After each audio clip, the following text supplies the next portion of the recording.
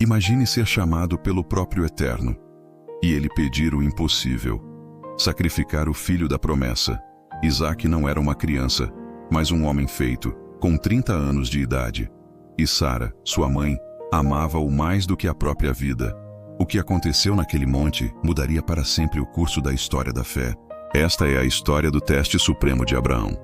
Um momento que ecoa através dos milênios, revelando a profundidade da confiança e o mistério da provisão divina. A vida de Abraão já era uma saga de fé. Ele deixou sua terra, sua parentela, e seguiu uma voz que lhe prometeu uma descendência numerosa como as estrelas. Ele esperou por décadas o cumprimento dessa promessa. E então, em sua velhice, o milagre. Isaque nasceu, o filho do riso, o herdeiro de tudo o que fora prometido. Por 30 anos, Abraão e Sara viram Isaque crescer, um homem justo e devotado, a alegria de seus dias e a certeza de um futuro abençoado. Mas a fé, muitas vezes, é testada não na ausência, mas na abundância. Quando o coração está mais apegado, é que a voz do Eterno ressoa com um chamado desconcertante. Abraão, agora um patriarca de 137 anos, com o coração amadurecido pela obediência, ouve novamente a voz do Eterno. Mas desta vez, as palavras são como uma lâmina a perfurar sua alma. Toma teu filho, teu único filho, Isaque, a quem amas, e vai à terra de Moriá, e oferece-o ali em holocausto sobre um dos montes que eu te mostrarei. Pense na magnitude deste pedido. Não era um inimigo, não era uma circunstância da vida. Era o próprio Deus que lhe deu o filho, que agora o pedia de volta da forma mais definitiva. O ponto mais sensível da fé de Abraão foi tocado. Cada promessa, cada sonho, cada esperança para o futuro estava personificada em Isaque. Como poderia o Eterno contradizer a sua própria promessa? Mas Abraão, o pai da fé, não questiona. Ele se levanta de madrugada, sela seu jumento e, sem acordar Sara, parte com Isaque e 2 servos.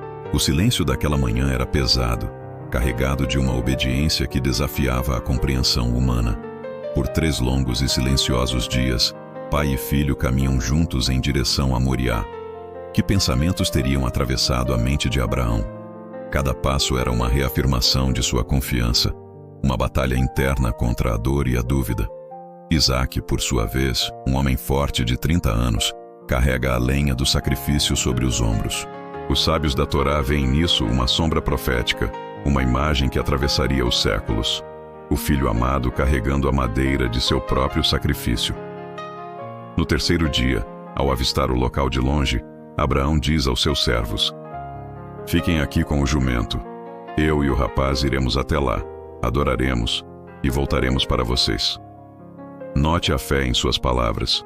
E voltaremos. Mesmo diante do impossível, ele acreditava que, de alguma forma, Deus preservaria a promessa.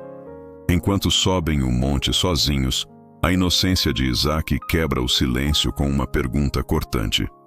Meu pai, eis aqui o fogo e a lenha, mas onde está o cordeiro para o holocausto?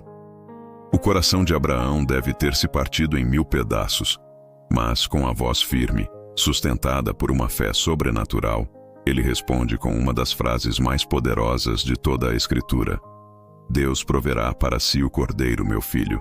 E assim, os 2 continuaram juntos. Ao chegarem ao cume do Monte Moriá, Abraão constrói o altar. Pedra sobre pedra, ele prepara o lugar do sacrifício. A tradição judaica nos ensina que Isaque, compreendendo a natureza divina daquele mandamento, não resistiu. Ele se entregou voluntariamente, submisso e confiante na vontade do Eterno, entendendo que a vida pertencia a Deus. Ele pediu ao Pai que o amarrasse firmemente, para que um movimento involuntário não invalidasse o sacrifício. Abraão, com lágrimas nos olhos, amarra seu filho amado sobre a lenha, no altar que construiu. O momento é de silêncio absoluto. O céu parece prender a respiração. Ele levanta o cutelo. A lâmina brilha sob o sol, pronta para descer. O destino de uma nação, a fé de um homem, a vida de um filho, tudo converge para aquele instante. Mas então, dos céus, uma voz rasga o silêncio. Abraão, Abraão. Ele responde: Eis-me aqui. E a voz continua: Não estendas a tua mão sobre o jovem e não lhe faças mal algum, pois agora sei que temes a Deus, visto que não me negaste teu filho, teu único filho. Abraão abaixa o braço, o alívio inundando seu ser. Ao levantar os olhos, ele vê, ali perto, um carneiro preso pelos chifres num arbusto. Era a provisão, o verdadeiro substituto. Abraão solta Isaque, e juntos oferecem o animal no lugar de seu filho. Naquele momento, Abraão nomeia aquele lugar sagrado de Adonai Irê, o Eterno proverá, e a promessa é renovada com ainda mais força. Sua descendência seria abençoada e se multiplicaria como as estrelas do céu e a areia do mar. Enquanto Abraão e Isaque descem do monte, transformados pela provação e pela provisão, uma tragédia se desenrola em casa. Segundo os sábios do Midrash, a notícia do que aconteceu em Moriá chega aos ouvidos de Sara. A versão que ela ouve, talvez distorcida, é a de que seu filho, o centro de sua vida, de fato fora sacrificado. Ao imaginar a cena, ao sentir a dor da perda de seu amado Isaque, seu coração não suporta. A alma de Sara se parte em pranto e ela falece, aos 127 anos, em Kiriat Arba, que hoje conhecemos como Hebron. Abraão chega e encontra sua amada esposa sem vida. Ele chora amargamente por ela. A mulher que riu da promessa e depois riu de alegria com o nascimento de Isaque, agora partia. Para sepultá-la, Abraão negocia a compra da caverna de Macpelá. Este ato é profundamente simbólico.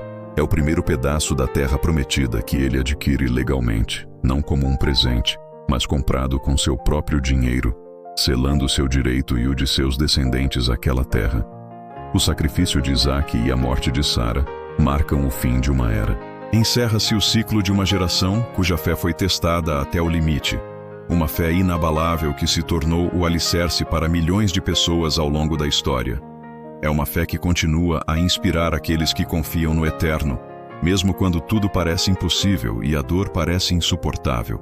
O Monte Moriá, que mais tarde se tornaria o local do Templo de Salomão em Jerusalém, ainda ecoa a mesma lição: confie no Eterno, mesmo quando o caminho é de dor.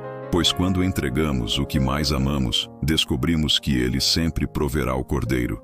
A fé não é a ausência de dor, mas a confiança de que, mesmo no sacrifício, há um propósito maior e uma provisão divina esperando por nós. Se essa história tocou o seu coração e fortaleceu a sua fé, deixe o seu like para que saibamos que estamos no caminho certo. Inscreva-se no nosso canal para não perder nenhuma revelação da Torá e compartilhe este vídeo. Sua partilha pode ser a resposta que alguém está esperando para continuar a crer. Obrigado por nos acompanhar nesta jornada de descoberta e até a próxima.